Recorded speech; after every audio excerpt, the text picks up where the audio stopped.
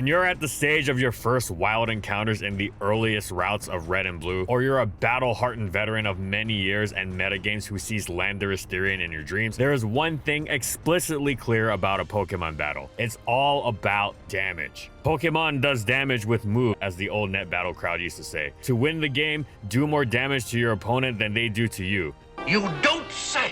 So how does one do damage? When we play in-game, we intuitively learn that we want strong Pokemon with strong moves. Charizard using Flamethrower is better than Charmander using Ember. And sure, there are other things to consider, like the type chart namely, as well as things like status conditions, weather, and so on. To say nothing of all the ways damage can be dealt indirectly, which could be its own video. However, when you get down to it, it is always in some way all about the direct damage Pokemon can dish out. Each metagame begins by examining what the most effective offensive threats are, and everything else is a response to that. For example, Stall was powerful in Diamond and Pearl, but to build Stall, one must be aware of the metagame's foremost threats that offensive teams will be running, while offensive teams running those offensive threats are dictating their responses and so on. In Diamond and Pearl's case, it was all about Garchomp as well as other monsters like Infernape. That's because when the games came out, the player base immediately searched for the strongest, most threatening Pokemon around, the ones with the fewest responses. However, as this video will demonstrate, the strongest Pokemon are not always the most threatening. If that was the case, we'd be playing a pointlessly simple game. It'd just be a matter of selecting Pokemon with the highest attacking stats with no regard for other stats, typing, ability, move pool, or a million other factors, and being done with it. Here's a quick example. Take the Pokemon with the highest attacking stat in the game, Mega Mewtwo Y's base special attack of 194, which translates to a literal stat of a jaw-dropping 535 with a modest nature and max special attack. Now let's put this Mega Mewtwo Y in Psychic Terrain, so its stab psychic moves will hit even harder. Let's also break the rules and give it choice specs. And let's break the rules some more and make its ability adaptability. Let's put it up against a psychic weak opponent, one with not much bulk like Infernape. For good measure, we'll give Infernape a minus special defense nature, and finally we'll give Infernape minus 6 special defense. At this point of hilarious overkill, surely it doesn't even matter what the base power of Mewtwo's chosen psychic move is, right? Even a base power of 1 would send Infernape not just to the moon, but to another galaxy?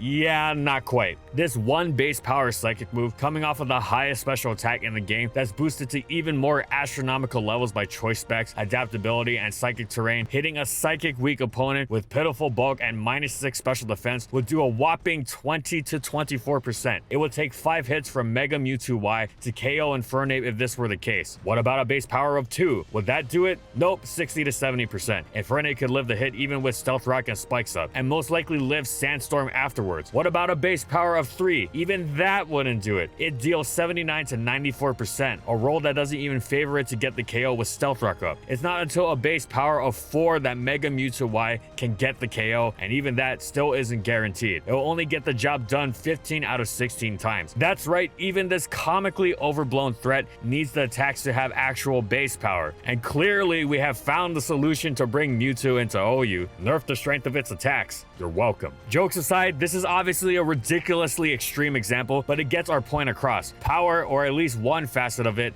isn't everything. We could make a similar yet opposite example of some move with a million base power doing no damage if used by Shuckle, Happiny, or Caterpie. But you may protest, this is silly. What about huge base stats in conjunction with huge base power attacks? We're glad you theoretically asked this, because that brings us to a very special Pokemon with which we will illustrate this point in practical terms as we present to you the Rampardos Theorem.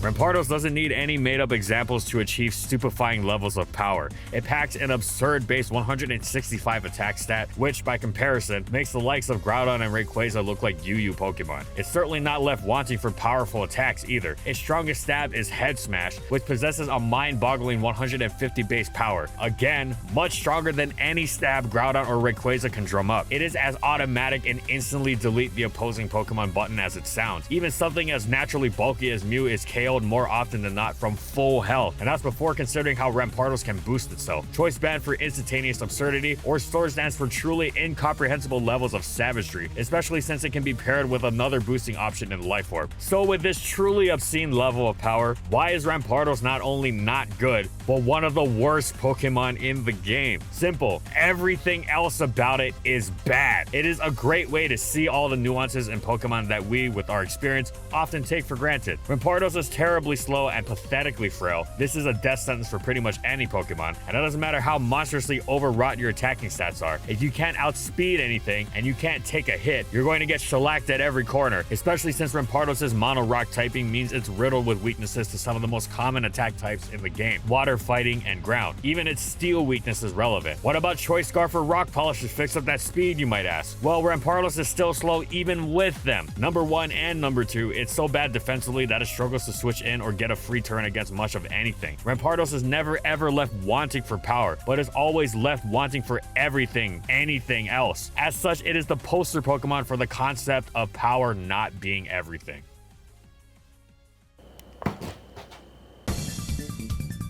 Of course, this isn't just a video about Rampardos, it is the Rampardos Theorem, meaning it can theoretically be applied to other Pokemon. So next up, we will examine a duo of Pokemon that are monstrously threatening, however they are held back by their abilities, Slaking and Regigigas. If these two Pokemon had a competitively useless ability, like Illuminate, they would be top tier. However, in what seems to be a case of Game Freak engaging in a case of active Schadenfreude, that's particularly sadistic even by their cruel standards. They are instead relegated to the bottom of the barrel, situated at the bottom of a pile of barrels. Without their abilities, Slaking and Regigigas would use their monstrous attack and speed stats in conjunction with move pools that leave them wanting for nothing to shred through many other Pokemon. They're so dangerous that their usually meager normal typing would be overlooked. Slaking, however, is turned into the biggest sitting duck in the game after it attacks thanks to its appalling crippling truant. It means a free turn for absolutely everything. It's also completely ruined by one of the most common moves in the game, Protect. In Ruby Sapphire 200, a metagame where Slaking was actually decent in, if you were weak to its moves, you just slapped Protect on some Pokemon and went from being destroyed by it to having no problem with it whatsoever, even welcoming its useless exploitable presence. Slaking doesn't do so hot against Substitute either. It's threatening for a turn, maybe, and after that your opponent is glad to see it. Regigigas, meanwhile, can't even threaten anything to begin with, but at least it can potentially wait out Slow Start, right? Well, not only is 5 turns a long time to even get going, 5 turns you're realistically never going to get against a halfway competent opponent. By the way, let's just assume. But when you switch out, which you will, then Slow Start will activate again when you switch back in later. There is a reason why our videos on Slaking and Regigigas are asking the question how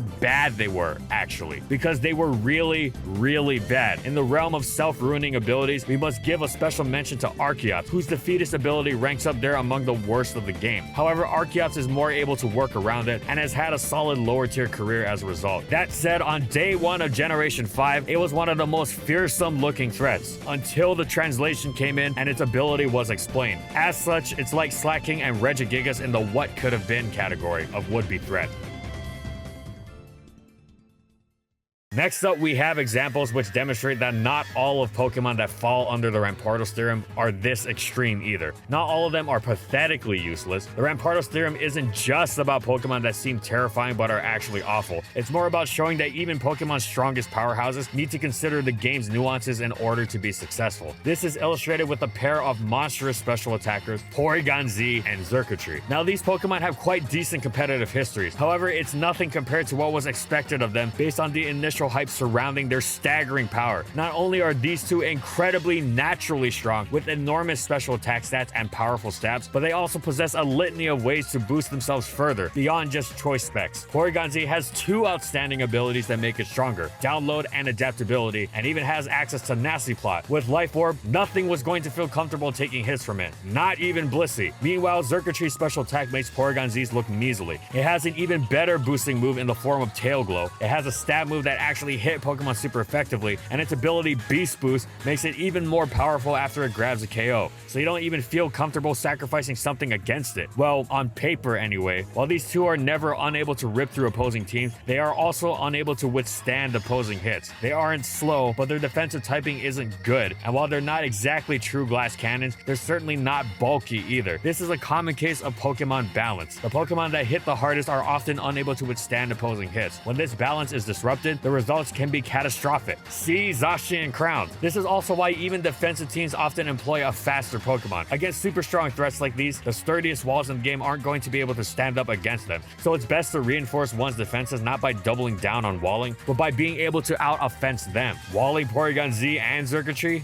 No thanks. Out-offensing them? No problem. And we continue rising through the tier ranks, this time showcasing how the Rampardos Theorem can be applied even to OU Pokemon. Just like how PZ and Xurkitree were decent, yet not not overwhelming as they were first to be expected, these next Pokemon too failed to live up to the day one hype of being overwhelmed by their stats. This is a duel of dragon types beautifully emblematic of Generation 5 as a whole. Haxorus and Kyurem Black. Kyurem Black didn't exist when Generation 5 came out. All eyes were on Haxorus then. Players had struggled to contain Salamence in the generation prior, sending it to Ubers not 2 months before Black and White were released, and reportedly had nightmares at the prospect of this new dragon type, not just packing Dragon Dance as well, but even Source Dance. It even had an ability, Mold Breaker, that let it destroy Bronzong, a would-be resist to the Dragon Ground combination. Mold Breaker ignored Levitate and let Haxorus smack it with Earthquake. Its speed stat was quite decent too, and it could even take a hit surprisingly well. Of course, Haxorus was never banned or even close to it. It was a solid part of OU. The reason it wasn't banned despite its over-the-top attacking potential was, you guessed it, not being that fast in the lightning quick Gen 5 metagame, and not exactly being difficult to KO for these faster, stronger adversaries either. Then in Black and White 2, Kyurem Black was unbanned to much controversy and replaced Haxorus as OU's resident banded outrage spamming dragon. Its attack stat was the second highest in the game at the time, and its outrage thus performed absurd feats like potentially 2-hit KOing Ferrothorn with Stealth Rock. Kyurem Black also packed Fusion Bolt, which ensured that, unlike Haxorus, it couldn't be walled by Skarmory. Kyurem Black is a particularly excessive example of the Rampardos theorem because it was initially perceived as so strong it started in Ubers. Then it was unbanned in OU, and nobody could consider it broken in the fast-paced metagame, which effortlessly exploited its many weaknesses. Kyurem's partial ice typing, while nice for making it neutral to opposing ice moves, was also quite the hindrance, as it most notably made it weak to Stealth Rock and fighting moves, which meant its naturally high bulk wasn't that useful in practice. Still a great Pokemon, but certainly not the literal Uber it had been before. In a similar vein, we must give a mention to Darmanitan. Enormous power not just from its huge base attack and staff Flare Blitz that hit many common Pokemon super effectively, but also from its sheer force ability and from the permanent sunlight support it got from Ninetales' Drought. However, while feared at first, Darmanitan's flaws, incredible frailty, and a Stealth Rock weakness meant that, in practice, it wasn't quite as fearsome as it seemed on paper, though there was, of course, little more enjoyable than one-hit KOing something with a resisted Flare Blitz.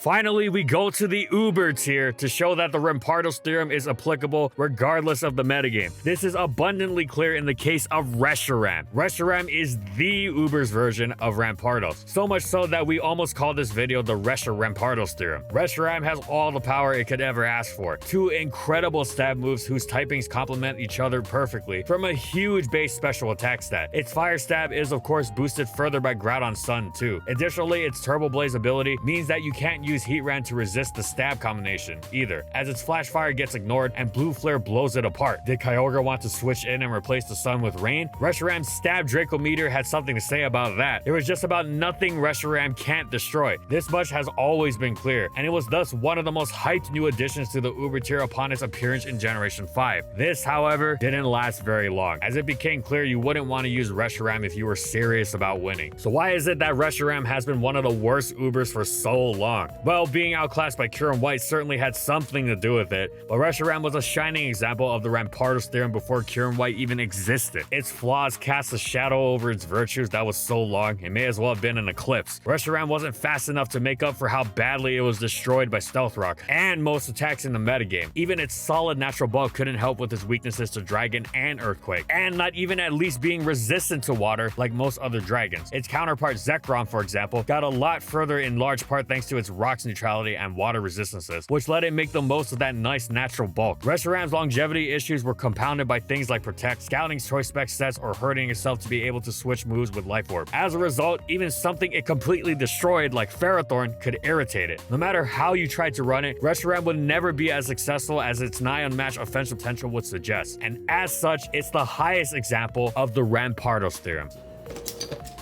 So in conclusion, good strategy will beat sheer power pretty much every time. If something's so strong that it nullifies the need for strategy, it goes to Ubers, because it makes the game pointless. There's no strategy if you can just click the strongest buttons without repercussion. That's why the strongest Pokemon in the game, such as those we've mentioned in the video, are balanced by severe weaknesses. Weaknesses so severe and all-consuming that they sometimes relegate them to joke status. And if there are any other Pokemon you believe fall under the Rampardos theorem, please let us know in the comments. Together, we will make science out of competitive Pokemon. Pokemon. Thanks for watching, everyone. I hope you enjoyed this different video. We're trying more ideas. As we said in our previous different video, the most nerfed move in Pokemon history, so go check that out if you haven't already. So if you have any more suggestions, feel free. We're down to try a lot of things. And thank you so much to our pages for continued support of our videos. And thank you to everyone else watching as well.